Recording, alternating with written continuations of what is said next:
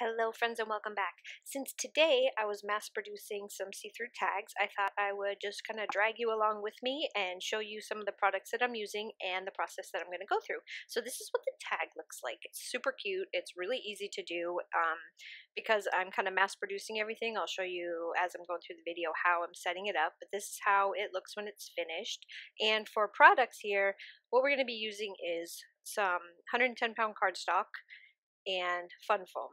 That will make the shaker part super easy. We're going to use acetate sheets, and I've cut my cardstock and my fun foam 3 by 4, and I'm going to be using, and there's my acetate, and I just cut the acetate just slightly larger than the opening. I'm going to be using the Cat Scrappiness. These are the square embossed edge dies. I'm also using the A2 acetate sheets, and for the mix inside I'm using the Sugar Plum Fairies, and this is what it looks like. Super sparkly, very cute.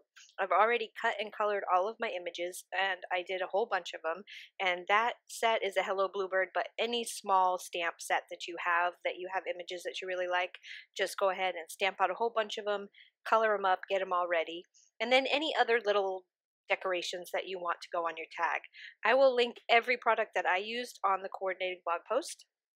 So if there's anything here that you see that you really want, I will have links to that. So what I'm doing is I'm taking this is I want to say the third to the middle sized square, and I'm just running them through my die cutting machine, and I left the die in the top one so that every piece underneath is exactly the same. You know, once you've lined it all up, it's exactly the same. So that way you don't have any wonky pieces when you put them together. Everything will be lined up perfectly. So you just have to take that middle piece out and then run it through again, and just keep using that top piece as your guide for every time you run it through, and then everything will line up just fine. So now I'm going to attach my acetate to the inside of each one of the cardstock pieces, and I'm using tape. You can use glue, whatever you have that you usually use for acetate, and then because it's my tape is a little wider than my acetate, I'm just using my embossing buddy to get rid of the stickiness, and then a microfiber cloth just to clean it all up. Then you want to take mine happens to have sticky back, but you don't have to. You can use just regular. I got this at Walmart. It's really cheap. You get them in all different colors, which is nice because if you want to do something like this, at least the middle isn't like bright white or a completely different color. I've got purples and reds and all kinds of colors with this fun foam. The other thing I did was I lined up my sentiments in my MISTI all ready to go top and bottom, so that way all I have to do is put my cards in and go. And then I just leave them right where they are. So that way I just have to ink them up and put them to the front and back of my tag. Just makes things faster just to leave it right where it is, have it all lined up and ready to go. Set that off to the side, and now I've got the front of my tag and the back of my tag. I have my fun foam in the middle, so now all I have to do is put my sequin mix inside, and this is super pretty. It's got snowflakes in it and all different like hues of purples, and that's why I kind of went with this purple theme for this one. I've also mass produced some in blue and in pink as well. I didn't do any conventional. I don't know. Today I'm not feeling, or I shouldn't say today, this year I'm not feeling the red and green so much.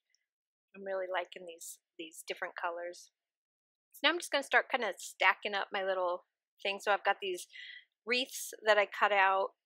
I've got some, it's hard to tell, but that's actually sparkly white cardstock, and then some iridescent purple cardstock, which I believe that's that new Ranger cardstock that's got that kind of like metallic, but it's purple. I'm going to add my mix inside. Once I get that all, you don't want to put a lot because fun foam's not really thick. It's not like using the double-sided adhesive, you know, where you double it up and make it real thick. It's not super thick, so you just want a nice thin layer of that. And then I'm using glue to put, because it just gives you a couple seconds more so that you can slide it around in case you're not perfectly even. And then I just set something heavy on top of it while I waited for it to dry. Once it's dry, then we're going to start cleaning up. I said cleaning up because as you can see all those sequins up there in the corner, I had a sequin explosion. I hit that container that they were in and they flew everywhere. I'm going to be finding Sugar Plum Fairy sequins for the next 6 months. So I'm just layering up my wreaths that I have all cut out. And these ones are some La La Land dies that I have, and like I said, I'll link them on my blog if you are interested in them. Now I'm going to place my little tree, giving myself just a little scene right there in the corner because I think it's super cute. For everything that I'm attaching, I'm not putting any adhesive in the open part of the window. So if I've got a square, why can't I think of the name of it? The square adhesive, foam adhesive on the backs, it's below the acetate, so you can't see it through the window. Even though you can see the backs of my little characters, I didn't want you to see ugly foam back there, so that's why I have them down kind of low. I also didn't put any glue on there, on the actual acetate. I glued everything down below where you see the see-through part. Now I'm going to put a couple of my little stars, and again, can't really see it very well, but those are white. I have white and purple sparkly paper there, so they have a little bit of shine to them. Next, I'm going to add the little place for the tag. Use my Crocodile, the big side, which cuts right through all the layers, no problem. And then I found this, so the art impressions, the stitched tags have a whole bunch of different sizes, the hole reinforcers. So I found one that will fit pretty well over this, and I cut it out with the white.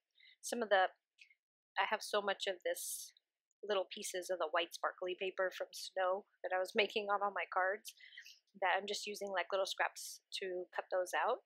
Then I'm going to use some white and silver, this one, and some purple, just the string, I guess. One of them is baker's twine, but it's so thin I wouldn't even call it baker's twine. And then that's it.